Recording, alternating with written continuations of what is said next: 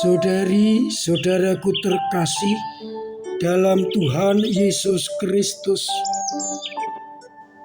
selamat pagi dan berkah dalam. Kita berjumpa kembali dalam renungan harian Selasa 14 Mei 2024.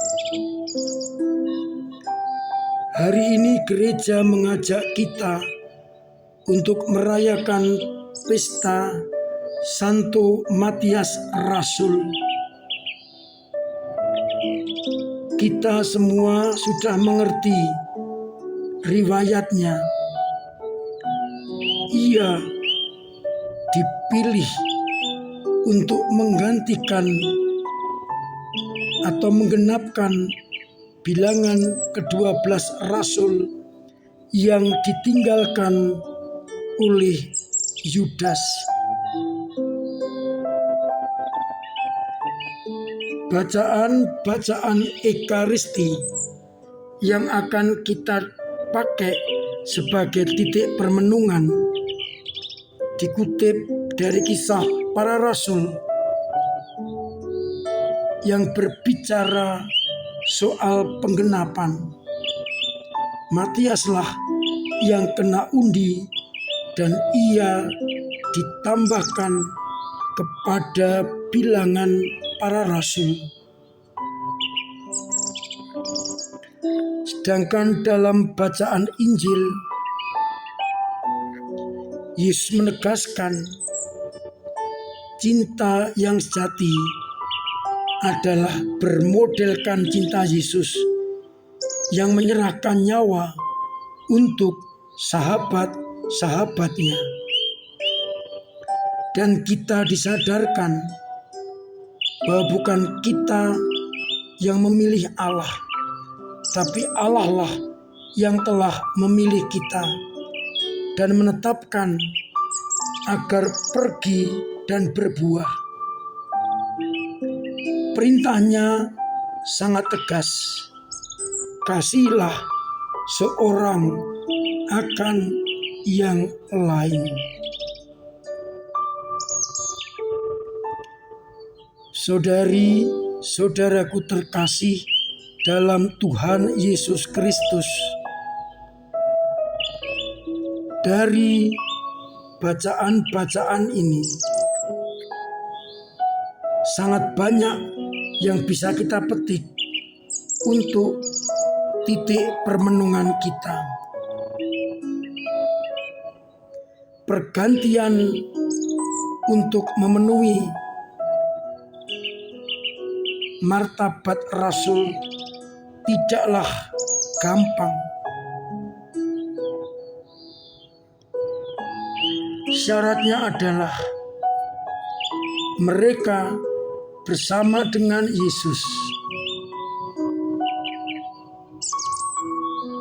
sehingga di dalam perutusan akan semakin mendalam.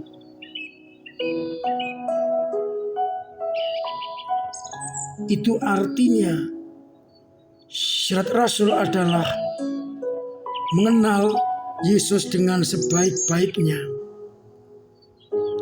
Dengan hidup bersama Yesus, maka pewartaan tidak akan keliru.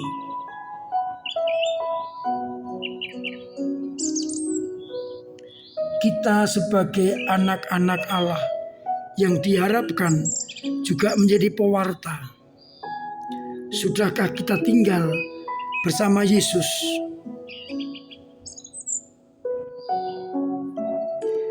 Dari bacaan Injil menarik, kita ini dipilih, dipanggil, inisiatif dari Allah. Kita hanya membuka hati agar Tuhan berbicara kepada kita dan kita meneruskannya. Dan kita diajak untuk mengambil model cinta dan kasih seperti Yesus, yang mana yang menyerahkan nyawa untuk sahabat-sahabatnya. Dan kita bila telah melakukan kehendak Allah disebut anak dan bukan hamba.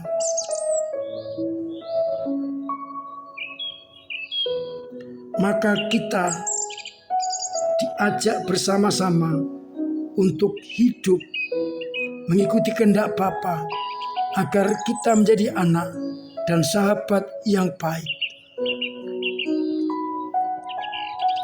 Dan marilah kita bersama-sama membangun cinta bermodelkan Yesus yang memberikan nyawa untuk sahabat-sahabatnya. Karena perintah Yesus sangat tegas. Inilah perintahku kepadamu, kasihlah seorang akan yang lain. Model kasih kita adalah Yesus. Dan agar kita menghasilkan buah dan buah itu tetap. Saudari-saudaraku terkasih dalam Kristus, kita bertanya untuk titik permenungan kita. Sudahkah kita saling mengasihi seorang akan yang lain? Kalaupun sudah mengasihi, model kasih mana yang kita pakai?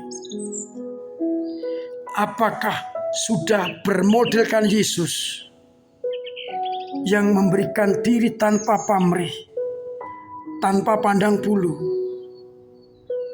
memberikan diri sampai akhir, mencintai tanpa berkesudahan?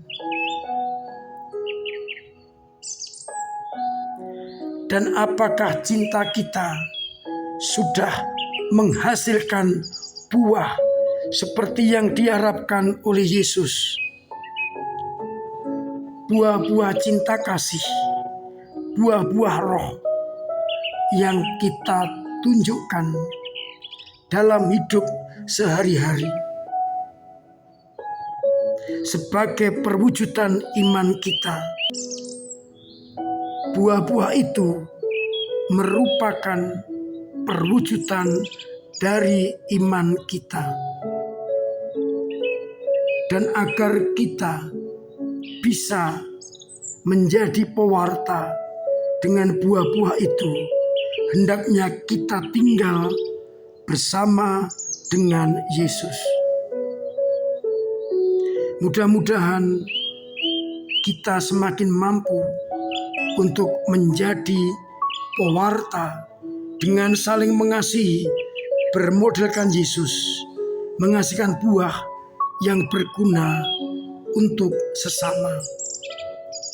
Mari kita menjadi sahabat-sahabat Yesus dan anak-anak Allah. Tuhan memberkati kita sekalian. Amin. Marilah berdoa. Bapa yang penuh kasih, kami bersyukur karena lewat sabdamu Engkau mengingatkan kepada kami agar saling mengasihi seorang akan yang lain dan bermodelkan kasih-Mu kepada kami. Biarlah dengan demikian kami menghasilkan buah-buah yang berlimpah, buah yang berkenan kepadamu. Kuatkan kami bila kami lemah, bila kami jatuh. Bangkitkan bila kami mandek. Semoga mereka yang sakit Engkau sembuhkan, yang telah berpulang menghadap-Mu, Engkau terima dalam pangkuan-Mu, yang berbeban berat Engkau bantu meringankan, yang punya persoalan Engkau bantu untuk mengurainya. Dan semoga yang kesulitan ekonomi Engkau bantu.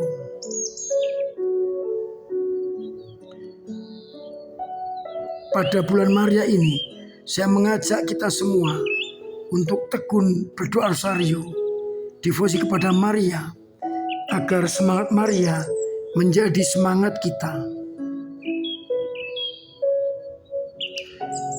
Pada masa penantian turunnya Roh Kudus, saya undang umat untuk berdoa mohon 7 karunia, agar karunia itu diberikan kepada kita dan kita sanggup untuk menerima roh.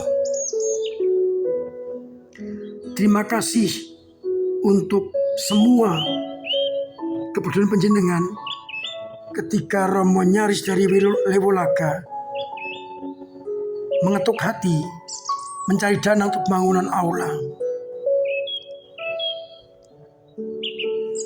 Pengumpulan amplop saya perpanjang sampai Minggu malam, sehingga panjenengan yang masih ingin membantu bisa mengambil amplop di dekat pintu gereja, ataupun yang masih di rumah belum diisi, bila bisa dimasukkan ke dalam kotak, dan Minggu malam akan kita hitung, Senin akan kita transfer ke Lewolaga.